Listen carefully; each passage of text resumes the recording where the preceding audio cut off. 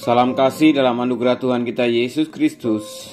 Bapak, Ibu, Opa, Oma, adik-adik, anak-anak sekalian, kembali saya Pendeta Adi Cahyono pada hari ini akan mengajak kita merenungkan firman Tuhan melalui program Sapaan Gembala GKI 5. Hari ini Selasa tanggal 19 Maret 2024. Saya akan membawakan tema Biarlah orang mati menguburkan orang mati.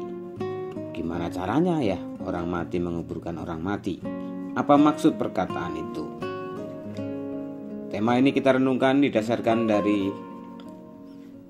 Injil Lukas pasal 9 ayat 60. Sebelumnya mari kita berdoa. Bapa di surga, kami bersyukur untuk kesempatan yang baik pada hari ini kembali kami membaca bagian dari firman Tuhan. Biarlah kami diberikan hikmat, pengertian, apa yang menjadi maksud dan kehendak Tuhan untuk kami lakukan dalam hidup kami. Roh Kudus, tolonglah setiap kami. Dalam Kristus Yesus kami berdoa. Amin. Ya. Lukas 9 ayat 60 berkata demikian. Biarlah orang mati menguburkan orang mati, tetapi engkau pergilah dan beritakanlah kerajaan Allah di mana-mana. Ibu, bapak, saudara-saudara sekalian yang dikasihi oleh Tuhan, perkataan biarlah orang mati menguburkan orang mati merupakan perkataan yang diucapkan oleh Tuhan Yesus ketika Yesus dan murid-muridnya sedang melakukan perjalanan, dan di tengah jalan berkatalah seorang kepada yang lain di mana mereka ingin mengikut Yesus. Lalu Yesus memberikan jawaban, serigala mempunyai liang dan burung mempunyai sarang, tetapi anak manusia tidak mempunyai tempat untuk meletakkan kepalanya. Jadi perkataan Yesus ini merupakan sebuah pengajaran untuk mengkonfirmasi sebenarnya apa yang menjadi motivasi seseorang ketika mau mengikut Yesus. Yesus memberikan pemurnian bahwa kalau mereka mengikut Yesus bukan berarti semuanya akan berjalan dengan baik, menyenangkan, bahkan tidak ada jaminan. Yesus memberikan kemudahan fasilitas dunia. Bahkan Yesus mengatakan sendiri bagaimana dia harus menjalankan tugas pelayanannya. Dan ketika itu ada seorang yang berkata, bagaimana mereka mau ikut Yesus? Dan Yesus mengatakan, ikutlah aku. Tetapi ternyata orang itu meminta izin untuk menguburkan bapaknya dulu. Disinilah konteks Yesus mengatakan, biarlah orang mati menguburkan orang mati, tetapi engkau pergilah dan beritakanlah kerajaan Allah di mana-mana. Ibu, bapak, saudara-saudara yang kasih Tuhan Yesus Kristus, seolah-olah sepertinya Yesus tidak begitu peduli dengan orang itu yang bapaknya meninggal dan dia ingin berpamitan dulu untuk memakamkan bapaknya ketika diajak untuk mengikut Yesus. Nah, apakah sebenarnya itu yang dimaksud oleh Yesus? Bahwa tidak boleh dulu menguburkan bapaknya yang meninggal, seolah-olah tidak ada empatik dan kepedulian kepada ayahnya. Ibu sekalian dikasihi Tuhan Yesus Kristus, menurut Wesson, jawaban Tuhan Yesus merupakan cara yang jelas dalam mengatakan penguburan haruslah mengurus urusannya sendiri. Kamu mempunyai pekerjaan yang lebih penting. Penguburan orang mati, bahkan orang asing sekalipun, merupakan suatu pekerjaan yang baik, sangat terpuji dalam agama Yahudi. Apalagi kalau penguburan keluarga sendiri. Keharusan dan kewajiban untuk menguburkan orang tua sendiri ditegakkan demi melaksanakan perintah kelima, hormatilah ayah dan ibumu. Hal ini mendahului semua kewajiban agama yang paling penting. Tetapi di mata Yesus, hal mengikut Dia dan memasyurkan kerajaan Allah begitu penting, sehingga bahkan mendahului hal penguburan orang mati. Kata-kata yang ditambahkan dalam Lukas 9 ayat 60 tadi, tetapi engkau pergilah dan beritakanlah kerajaan Allah di mana-mana, tidak ada paralelnya di dalam Injil Matius. Lalu apa maksud Tuhan Yesus? Perintah langsung Yesus kepada orang ini berhubungan dengan keadaan ladang pelayanan di Galilea. Tetapi perintah ini tetap relevan setelah kematian dan kebangkitan Kristus. Ada satu peristiwa yang membuktikan betapa perintah ini benar-benar relevan. Jadi maksudnya, ibu bapak saudara sekalian, Ketika Yesus mengatakan biarlah orang mati menguburkan orang mati, artinya jangan sampai itu hanya menjadi alasan kalau dia menunda ataupun mengelak panggilan mengikut Tuhan Yesus Kristus. Seorang pengkhotbah Skotlandia yang bernama John McNeill pernah memberikan kesaksian terkait dengan ayat ini. Dia menceritakan bagaimana mengalami betapa perkataan ini terlangsung mengena kepadanya. Ketika ayahnya meninggal di Skotlandia pada penghujung abad ke-19, ia sedang berada di Inggris Tengah dalam rangka memimpin sebuah kebaktian KPI di suatu kota pada hari yang sama dengan penguburan ayahnya. Orang tentu mau mengerti seandainya ia memberitahukan bahwa ia terpaksa harus membatalkan rencana penginjilannya.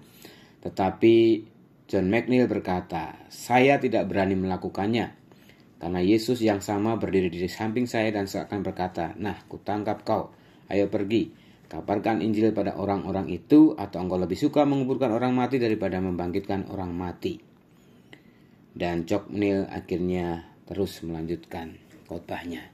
Ibu saudara yang kasih dalam Tuhan Yesus Kristus, ketika kita berkomitmen untuk mengikut Yesus, seringkali ada hal-hal yang membuat kita harus membuat prioritas. Dan ketika prioritas itu menjadi sebuah keputusan, maka kita harus senantiasa mengingat apa yang menjadi tugas panggilan kita. Harus diyakini dan disadari bahwa dalam rangkaian perjalanan kehidupan kita seringkali akan menemui hal-hal yang sulit dan pahit. Tapi percayalah, ketika kita tetap komit untuk setia mengutamakan Tuhan, maka semuanya akan dicukupkan, bahkan ditambahkan kepadamu. Ingat perkataan Yesus, carilah dahulu kerajaan Allah dan kebenarannya, maka semuanya akan ditambahkan kepadamu. Ini mengingatkan kepada kita bahwa apa yang menjadi kebutuhan kita, apa yang menjadi tugas kewajiban kita, baik dalam keluarga, dalam pekerjaan, dalam pelayanan, ketika kita terus menjunjung tinggi untuk kemuliaan Tuhan, maka semuanya akan diberikan jalan keluar yang terbaik sesuai dengan kehendak dan rencana Tuhan. Demikian firman Tuhan kita pada hari ini, kiranya terus kita boleh bertumbuh dan diberkati dengan kebenaran firman Tuhan. Amin. Mari kita berdoa.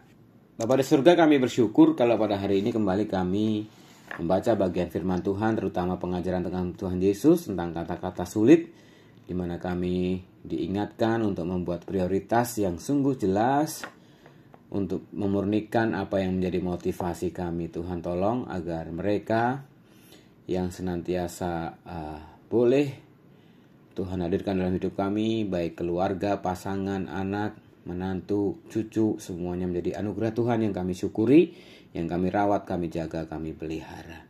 Kami saat ini Tuhan mau bersehati berdoa bagi saudara-saudara kami yang berulang tahun pada tanggal 18 Maret. Ada Ibu Lucia Margareta, ada Ibu Sri Bekti, dan tanggal 19 Maret Saudari Etana Kristia Putri.